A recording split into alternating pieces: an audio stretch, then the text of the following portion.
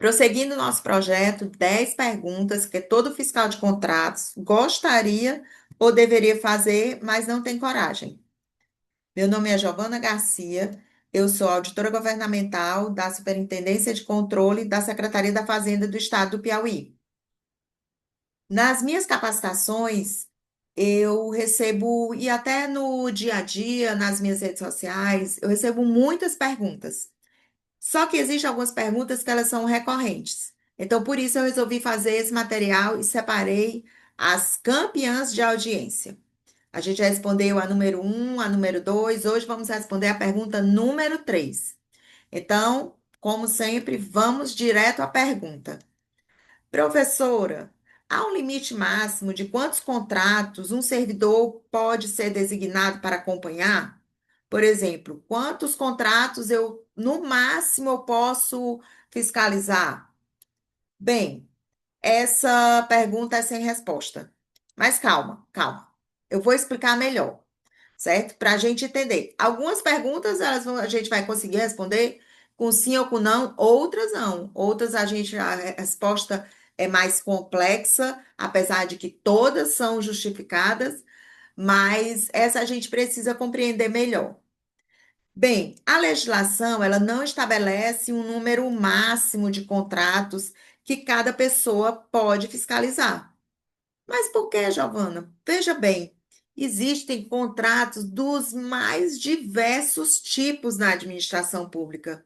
Eu tenho um contrato para a construção de uma escola, eu tenho um contrato de terceirização de mão de obra, eu tenho um contrato de locação de veículos, eu tenho um contrato de fornecimento de telefonia, eu tenho um contrato de energia do prédio, das escolas, dos hospitais. Então, assim, como é que vai se elencar todos os contratos e fazer uma conta matemática, por assim dizer? Não há como.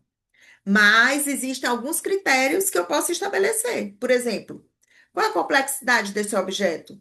Se eu tenho dois contratos muito complexos, de um volume muito elevado, que exigem várias etapas para eu fazer aquela fiscalização, isso precisa ser considerado se eu receber a atribuição de acompanhar um terceiro contrato. Qual a relação entre os tipos de contratos?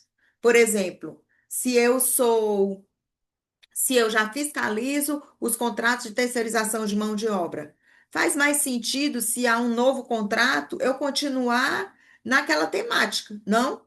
Isso não favorece que eu faça melhor o meu trabalho e que o contrato seja melhor acompanhado, por quê? Eu já tenho um know-how ali, eu já tenho um conhecimento sobre aquela temática. A forma de acompanhamento dos contratos. Se eu tenho um contrato que ele é executado na capital e eu tenho outro contrato que é executado nos hospitais que ficam nos municípios do estado. Eu tenho que pensar em tudo isso. Os locais de prestação do serviço. O local é em apenas um local do órgão, da entidade? Não, o local da prestação de serviço é em todas as escolas do estado, em todos os municípios. Então, a gente tem que pensar em tudo isso quando vai atribuir, né, o contrato para um determinado servidor.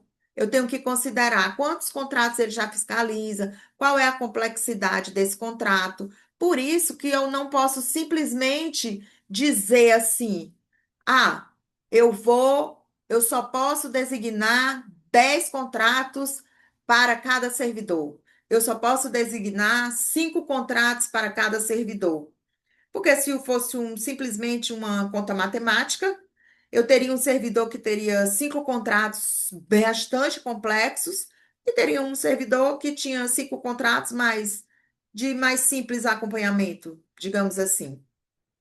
Certo? Então, retomando ao decreto 11.246, que a gente já falou dele quando a gente respondeu as outras perguntas, que ele trata sobre as regras de atuação de todos os agentes. Aqui no nosso caso, a gente está falando do fiscal de contratos. E aí, lá no decreto, ele diz que quando for designar os fiscais de contratos, eu tenho que considerar o quantitativo de contrato que o agente público já tem sob a sua responsabilidade. Mas isso carece de uma análise no caso concreto. Eu tenho que analisar, eu tenho que. Por isso que é importante.